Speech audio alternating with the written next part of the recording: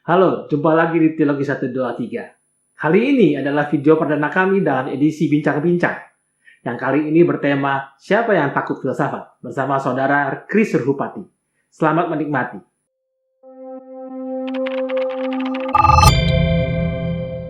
Chris, selamat malam Chris. Gimana? Selamat malam, Sibuk? Pak Andre, apa kabar? Baik. Gimana sibuk sekarang setelah sekolah buka? Baru guru-guru yang masuk, jadi dari Senin sampai Jumat ini kita preparing untuk hari Senin murid baru masuk. Oke. Ya, hari ini kita bikin acara bincang-bincang di Teologi 123. Kita mau bahas soal filsafat nih. Kebetulan Chris kan memang bidangnya di sana ya. Mungkin sebelumnya Chris perkenalkan dulu kan. Iya, coba diperkenalkan dirinya dulu dong Chris, biar yang nonton nanti bisa kenal. Tahu Chris dari mana, coba latar belakangnya apa gitu. Silakan Chris. Oke. Baik, nama saya Chris Surhupati. Saya biasa dipanggil Chris. Saat ini saya mengajar di salah satu sekolah di Bogor. Saya mengajar guru agama Kristen, dan saya juga sedang melanjutkan studi filsafat di salah satu institusi di Jakarta, program magister. Sekarang saya sedang menyusun tesis, topiknya antropologi dari pemikiran Jacques Derrida. Oh, oke. Nama universitasnya apa nih Chris, kalau boleh tahu? Dari Sekolah Tinggi Filsafat Driakara, Pak. Oh, Driakara, oke. Sudah tahun terakhir nih, tinggal kapan nih skripsinya beres? Tinggal tunggu jadwal untuk ujian, Pak. Wah, sudah bentar lagi nih, Pak. Oke, Chris, silakan. Kalau ada bahan yang mau di-share, kita silakan. Oke, baik, saya share, Pak ya. Ya, silakan. Oke, selamat malam Pak Andre. Hari ini saya mau sharing sesuatu yang saya beri judul Siapa yang takut filsafat. Nah, dari judul ini kita mau sama-sama melihat tentang apa itu filsafat dan tantangan dalam berfilsafat. Siapa yang takut filsafat? Pertanyaan tersebut disampaikan oleh seorang filsuf asal Prancis kelahiran Algeria bernama Jacques Derrida pada periode tahun 1970-an ketika pemerintah Prancis saat itu hendak menghapuskan pelajaran filsafat di sekolah tingkat menengah. Pertanyaan ini berlatar belakang sebuah diskursus tentang peran filsafat dan kegunaannya di tengah munculnya sebuah wacana tentang pembaharuan kurikulum sekolah yang hendak menyingkirkan filsafat karena dianggap tidak diperlukan lagi gitu ya. Jadi secara gamblang pemerintah Prancis bilang begini, ya buat apa kita butuh filsafat gitu ya, karena udah ada science, udah ada fisika, udah ada ilmu-ilmu terapan yang lainnya, jadi kita tinggalkan saja filsafat, seperti itu. Namun Derrida dan koleganya menganggap bahwa filsafat tidak dapat digantikan oleh disiplin ilmu yang lain. Argumentasi Derrida tentang persoalan ini diterbitkan dalam sebuah buku berjudul On the Right to Philosophy yang memberikan penekanan bahwa semua orang, termasuk remaja, memiliki hak untuk berfilsafat gitu ya. Jadi filsafat bukan hanya bagi para dosen dan bagi orang-orang yang sudah tua, tetapi dari remaja pun, bahkan dari anak kecil, bisa untuk belajar filsafat, seperti itu. Jika semua orang memiliki hak untuk mempelajari filsafat, seperti yang dia sampaikan oleh Derrida, maka pertanyaannya apa itu filsafat? Nah, filsafat berasal dari kata dalam bahasa Yunani philo, yang berarti kasih, dan sophia, yang biasanya diartikan sebagai kebijaksanaan atau pengetahuan. Dengan kata lain, filsafat berarti kecintaan terhadap kebijaksanaan atau kecintaan terhadap pengetahuan. Dan mereka yang mencintai kebijaksanaan biasa disebut sebagai filosof atau filsuf. Filsafat pertama kali hadir pada abad ke-6 sebelum Masehi di sebuah kota pesisir Yunani bernama Miletus, yang saat ini adalah masuk dalam wilayah Turki, dan para filsufnya atau para filosofnya bernama Thales, Anaximander, dan Anaximenes. Mereka disebut sebagai Milesians atau filsuf pra-Sokratik. Para pecinta kebijaksanaan dari Miletus ini mencoba untuk memahami dunia fisik atau dunia materi yang kita lihat, yang terwujud, dengan melakukan peninjauan kembali terhadap mitos atau mempertanyakannya. Dengan kata lain, dunia atau realitas sehari-hari yang telah diterima begitu saja, taken for granted dari tradisi, sudah dinilai bahwa dunia itu seperti ini, begitu saja, melalui mitos hendak dibuktikan keabsahannya gitu. Jadi dicoba untuk dibuktikan apakah mitos itu betul atau tidak. Nah, sebut saja Thales yang mengatakan bahwa air merupakan elemen utama atau arke dari dunia fisik, atau juga Anaximenes yang menyebutkan bahwa udara merupakan arke dari dunia fisik. Keduanya tampak berbeda pendapat tentang arke dari dunia fisik, tentang hakikat dari dunia fisik, tapi dari sini kita melihat bahwa keduanya telah keluar dari pemahaman dunia dalam tanda petik, dalam pandangan mitologi Yunani, dan berusaha untuk menemukan dunia dalam tanda petik melalui proses penalaran atau uji coba ilmiah. Bahkan Anaximenes keluar dari pemaknaan dunia yang ditemukan oleh Thales dan berusaha untuk menemukan pemaknaannya sendiri. Jadi di zaman Thales, dunia sudah diforma, sudah dibentuk atau sudah ditemukan melalui mitologi Yunani, dan mereka berusaha untuk membuktikannya, melakukan peninjauan kembali, dan mereka menemukan bahwa sesuatu yang berlainan dengan apa yang dikatakan oleh mitologi Yunani. Thales mengatakan bahwa hakikat dari dunia ini adalah air, bahkan apa yang dikatakan oleh Thales dibuktikan kembali oleh Anaximenes, dan dia mengatakan bukan air tetapi udara. Jadi filsafat pada dasarnya seperti itu, berusaha untuk mencari kebenaran, bukan hanya menerima begitu saja, tetapi berusaha untuk melakukan peninjauan kembali, mempertanyakannya, meragukannya, dan menemukannya sendiri melalui penalaran.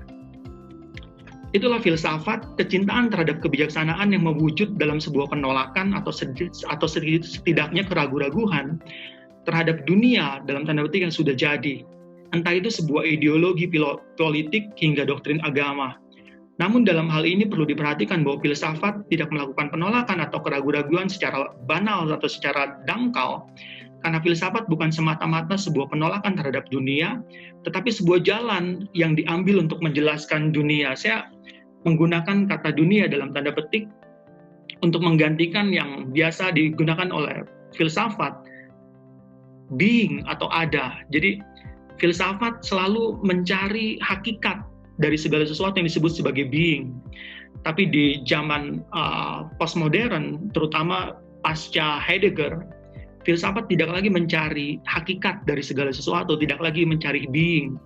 Tetapi hakikat dari segala sesuatu adalah apa yang ada saat ini gitu. Kita tidak lagi mencari-cari hakikat dari dunia materi, di dunia yang metafisik, dunia yang imaterial, tetapi kita menemukan bahwa hakikat dari segala sesuatu adalah apa yang ada saat ini gitu, apa yang kita lihat seperti itu. Jadi saya lebih memilih kata dunia daripada kata being. Dengan demikian, filsafat adalah sebuah giat untuk memperjelas dunia yang telah dikenali secara begitu saja, taken for granted, atau dunia yang telah dibentuk oleh sebuah pemahaman atau doktrin.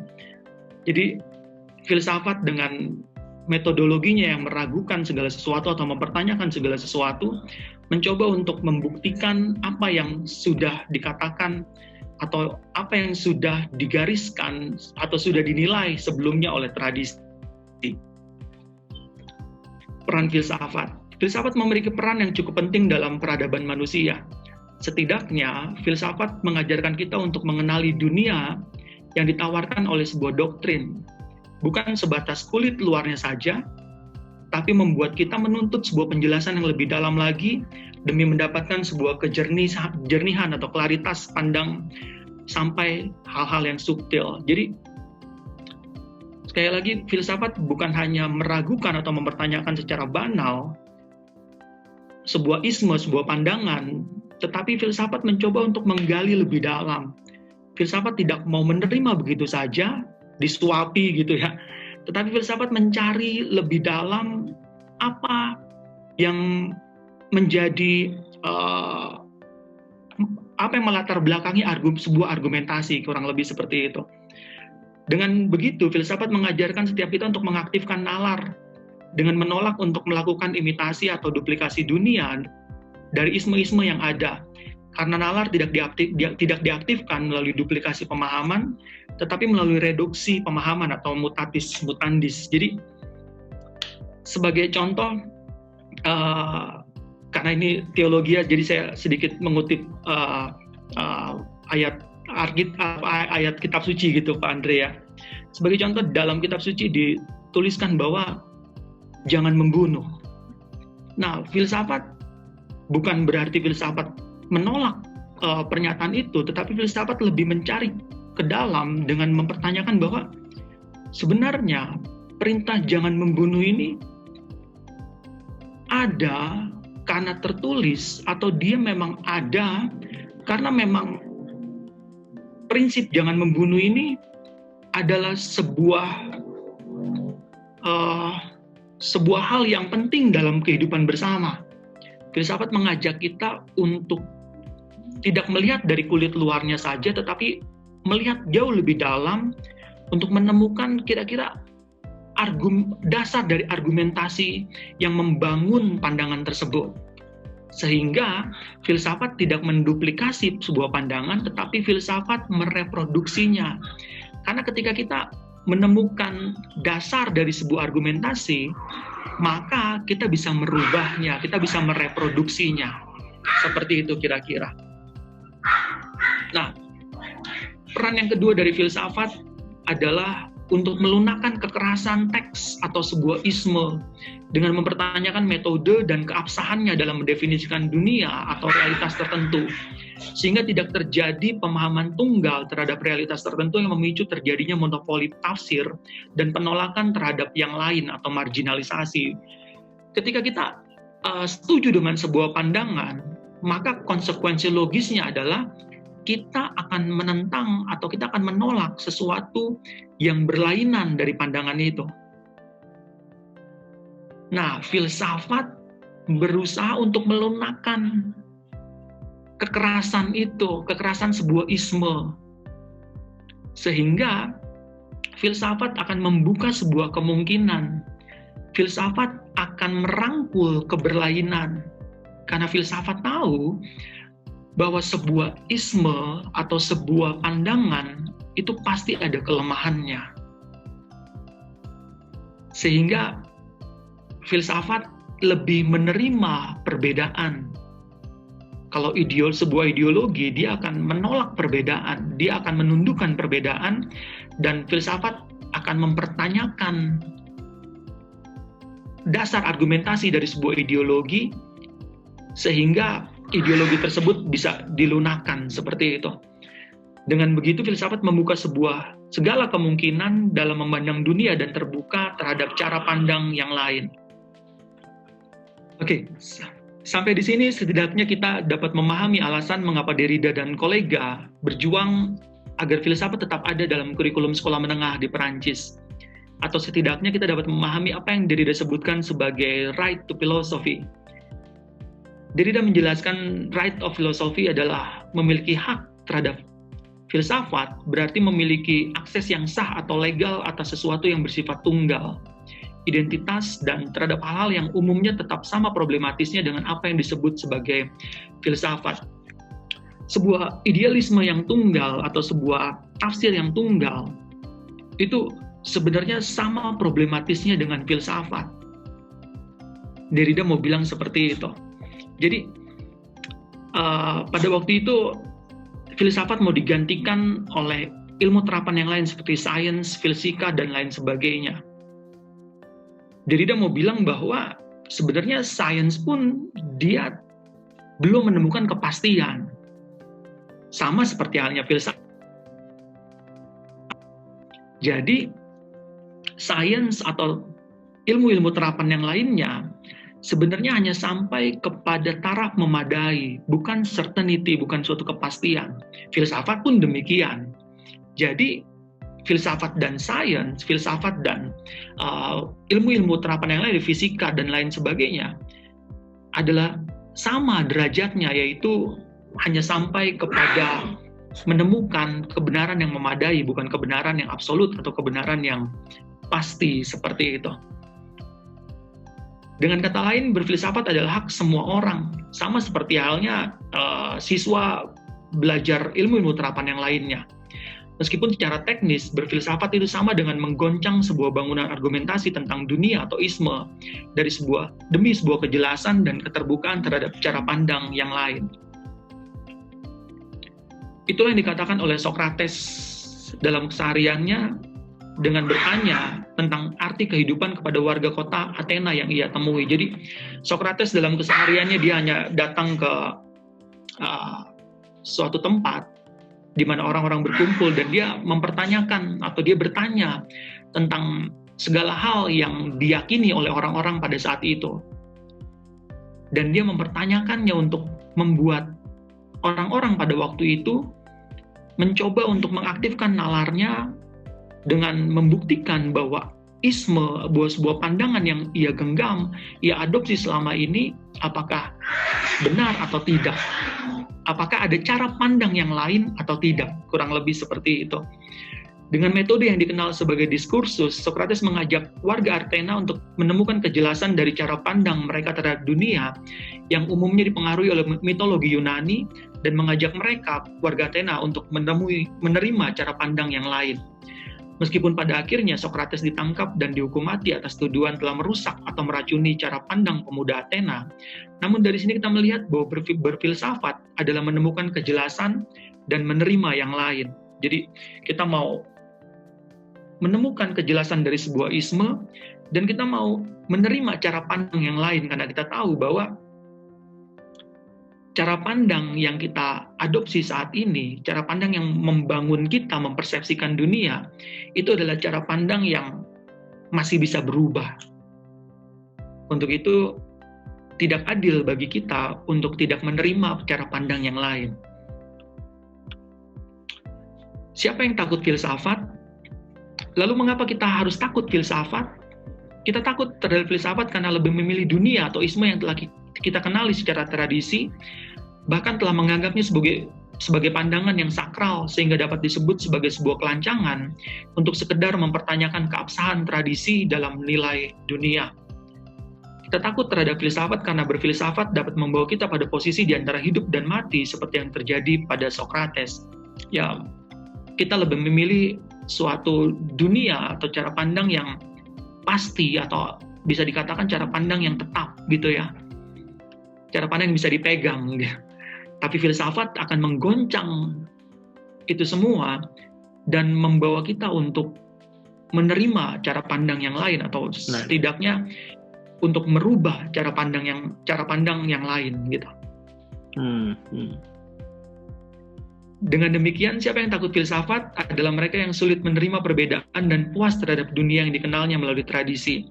Dan di saat bersamaan, mereka yang berfilsafat adalah mereka yang terbuka terhadap segala kemungkinan, sehingga mereka yang berfilsafat adalah mereka yang masuk pada sebuah embara kehidupan tiada henti. Mengingat berfilsafat berarti jalan untuk mempertanyakan atau meragukan secara terus-menerus. Kira-kira seperti itu, Pak Andre. Iya, Silakan. Makasih nih, Chris. Iya.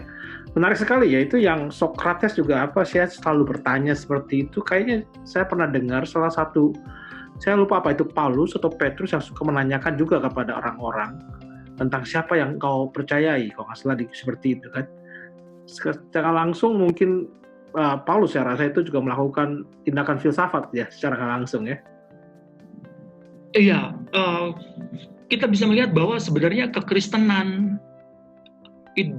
tidak tertutup sama sekali dengan filsafat. Sebagai contoh, ketika Paulus menjelaskan tentang Tuhan yang menanggalkan keilahiannya, menanggalkan atribut keilahiannya dan menjadi manusia, dia menggunakan istilah filsafat, kenosis. Bahkan ketika Yohanes juga menjelaskan tentang Tuhan yang menjadi manusia, Yohanes pun menjelaskannya dengan menggunakan istilah filsafat, yaitu logos. Pada mulanya adalah logos. Jadi kekristenan tidak menolak filsafat, kekristenan menerima filsafat, tetapi karena kekristenan adalah sebuah ideologi atau pandangan yang fix, pandangan yang tetap, maka mereka kekristenan menerima filsafat sejauh itu mendukung doktrinnya. Oke. Ya, kita sering dengar juga entah dari gereja atau dari rekan-rekan gereja suka bilang jangan belajar filsafat, jangan pakai filsafat dunia. Seolah-olah mereka takut sekali dengan filsafat manusia gitu. Iya, karena filsafat dia mempertanyakan segala sesuatu, Pak.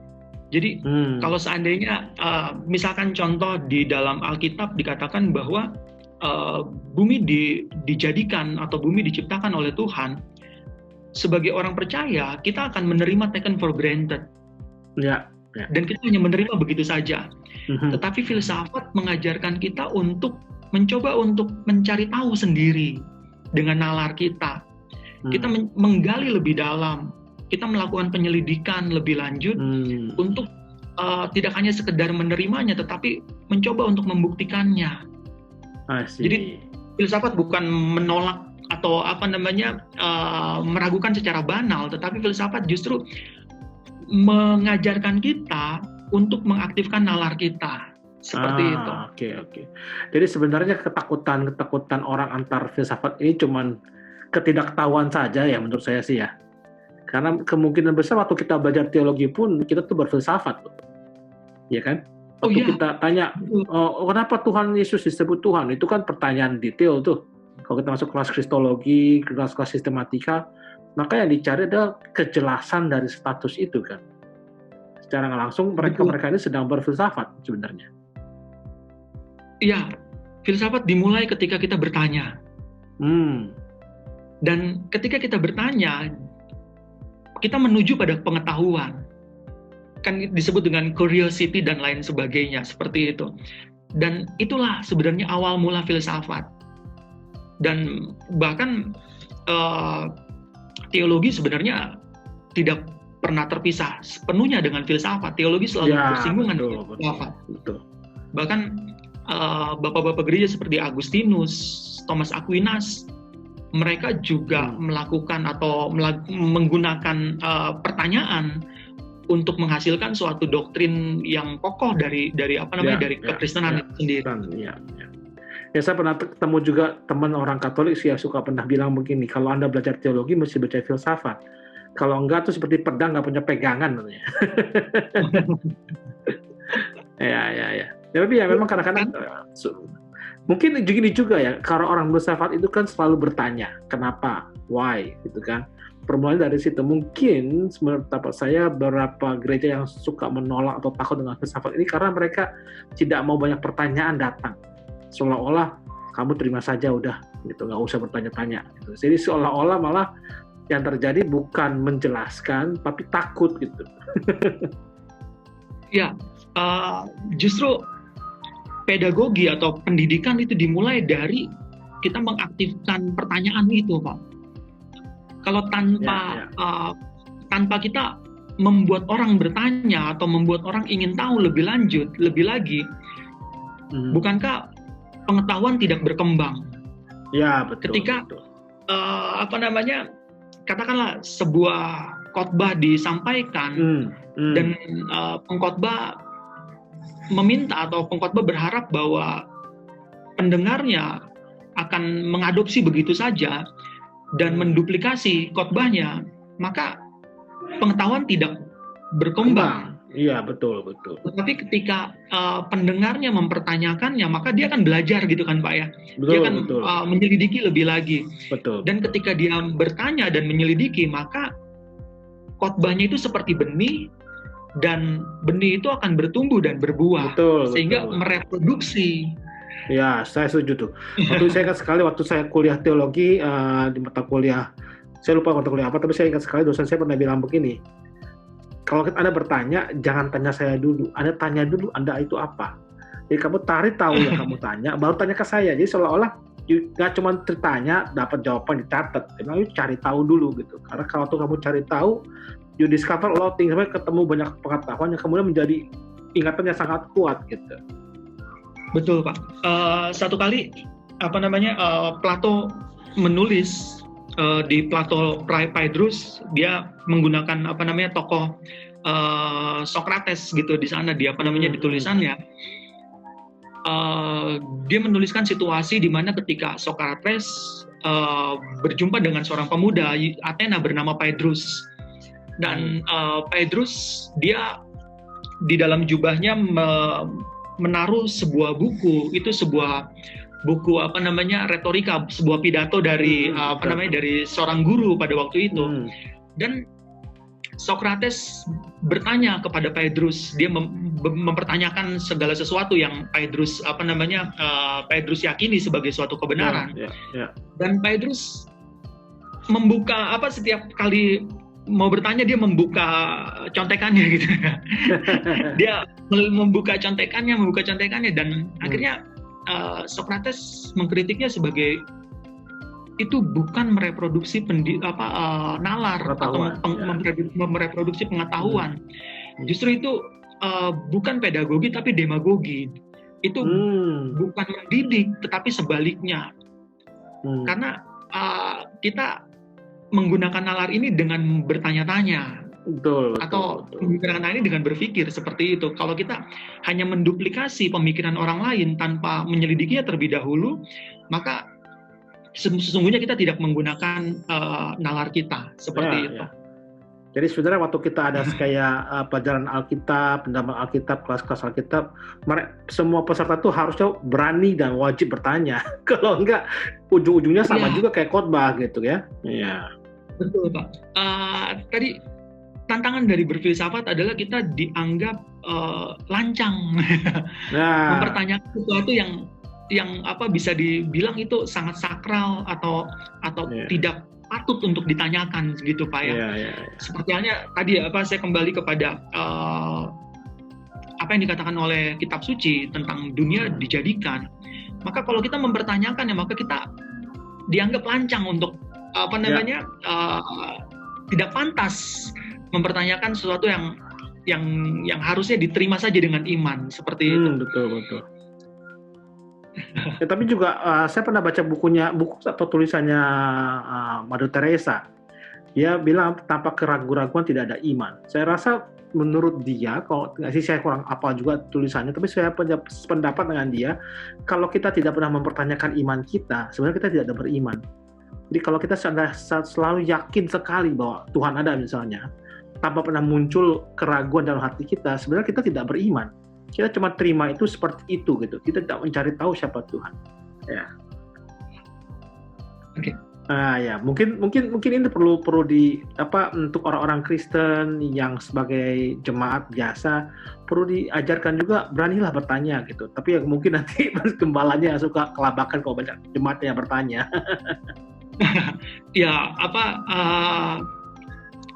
Saya kembali ke tadi situasi di tahun 70-an di kota di Prancis gitu kayak. Ketika anak-anak diajarkan berfilsafat atau bertanya-tanya, maka itu akan menggoncang kenyamanan. Biasanya menggoncang kenyamanan para pemimpin gitu. Menggoncang kenyamanan guru di sekolah yang mengajar dan dipertanyakan apa yang diajarkan, maka itu ajarannya. Maka kita semua lebih memilih sesuatu yang settled gitu, sesuatu yang nyaman, sesuatu yang sudah pas seperti itu. Betul. Sedangkan filsafat dia tidak berhenti, filsafat terus mempertanyakannya. Betul. Jadi kalau itu kendala juga karena waktu saya ngajar kelas-kelas pendalaman Alkitab ya di gereja, kalau ada jemaat yang pinter luar biasa itu suka tanya susah-susah tuh. Kalau tanya susah-susah, yang ngajar juga bingung kan, seolah-olah kita nggak kompeten untuk bahan jawab gitu. Jadi kemungkinan juga karena takut, karena itu sehingga akhirnya membertanya itu dianggap lancang. Sebenarnya menurut saya tidak, saya setuju sekali. Saya pernah sekali waktu saya ngajar, saya bilang begini, kalau saya bisa jawab, saya jawab. Kalau nggak bisa jawab, berarti saya belum tahu jawabannya gitu. Karena memang kita tidak tahu semua jawaban kan. Nah, kalau Anda bisa berpikir sampai ke sana dan saya belum berpikir sampai ke sana, berarti saya belum tahu jawabannya. Macam itu. Iya. Saya gambarkan seperti ini, Pak. Katakanlah kita berkunjung di suatu kota, kita akan lebih memilih bahwa kita mengetahui tujuan kita. Minimal kita kenal atau kita tahu seseorang, atau kita punya map sehingga kita bisa dengan penuh kepastian untuk berkunjung ke kota tersebut. Itu kan nyaman gitu Pak ya, nyaman bagi kita. Tetapi filsafat sendiri itu seperti kita mengembara di suatu kota yang kita nggak tahu, ini baru pertama kali tanpa pengalaman, dan kita menjalaninya begitu saja, sehingga kita terbuka pada segala kemungkinan yang akan hadir gitu Pak. Sedangkan kalau kita nggak mau dalam merantau di tanah asing ya. Iya. Adventurous di tanah yang asing. Iya Pak. Dan itu tidak pernah berhenti. Menarik sekali. Ya, jadi kalau bisa saya simpulkan, sebenarnya orang Kristen tidak boleh anti filsafat secara nggak langsung, karena filsafat itu juga cara berpikir saja sebenarnya, bagaimana kita mencari sesuatu lebih dalam, betul kan? Jadi sebenarnya orang Kristen itu jangan anti filsafat, tapi menggunakan itu untuk menggali pengetahuannya tentang Tuhan, mencari tahu lebih lagi tentang Tuhan. Jadi banyak sekali kesalahpahaman yang bilang, nggak boleh pakai filsafat manusia dan segalanya. Saya rasa itu memang karena mungkin agak sedikit terbatas dalam waktu bertanya, seolah-olah itu lancang. Jadi saya rasa kita mesti luruskan pikiran ini bahwa berfilsafat di dalam orang Kristen itu sebenarnya wajar, karena itu salah satu cara kita untuk mencari tahu siapa Tuhan sebenarnya. Dan kalau seandainya ada orang-orang di gereja, pendidik gereja atau kakak-kakak rohani yang tidak bisa menjawab pertanyaan itu juga wajar, karena itu juga bagian dari kehidupan mereka dalam mencari Tuhan. Gitu. Jadi tidak perlu semua orang dalam gereja, pendeta, gembala atau kakak rohani yang harus bisa menjawab, karena ujung-ujungnya tuh kita belum pernah tahu ketemu Tuhan seperti apa ya. Jadi seperti misteri Allah itu tetap terus terjadi dalam kehidupan kita sehari-hari. Iya, filsafat merawat misteri itu, Pak. Karena kalau kita sudah menemukan Tuhan, atau kita sudah mendefinisikan Tuhan, maka kan berarti Tuhan sudah selesai. Ya, sudah ketahuan semuanya, udah beres. Sudah ketahuan. Bahkan Paulus sendiri kan mengatakan tidak demikian. Dia menganggap bahwa apa yang dia ketahui belum selesai. Ya. Bahkan secara gamblang dia bilang bahwa saya seperti melihat cermin. Cermin pada waktu itu bukan cermin yang seperti sekarang yang yang clear, cermin yang hanya batu digosok gitu, buram, masih blur. Dan Paulus meyakini bahwa pengetahuan dia tentang Tuhan itu masih seperti itu, masih blur gitu. Dan suatu saat nanti ketika kita sudah selesai, maka kita bisa bertemu langsung face to face dengan Tuhan. Begitu. Inti dari filsafat adalah tetap merawat misteri, bahwa seakan-akan kita belum menemukannya. Pengalaman kita tentang Tuhan, apa yang diajarkan tentang Tuhan, kita coba untuk memberikan space, memberikan ruang bahwa itu belum selesai. Nah, biasanya orang akan mengatakan bahwa itu sudah selesai, dan dia akan menolak yang lainnya, menolak pandangan yang lain. Betul. Seperti itu. Kalau di gereja ujung-ujungnya tetap sesat. Sudah beres. Ya. Oke, I think kita sudah sampai waktunya nih, Chris. Terima kasih sudah membagi sharing tentang filsafat. Kira-kira nanti kalau seandainya kita ada pertanyaan dari pemirsa atau nanti kita akan bikin lagi sesi berikutnya, mungkin untuk topik-topik tertentu tentang filsafat. Ya. Terima kasih, Chris, untuk waktunya nih, Chris. Terima kasih, Pak Andre. Selamat malam. Selamat malam. Terima kasih.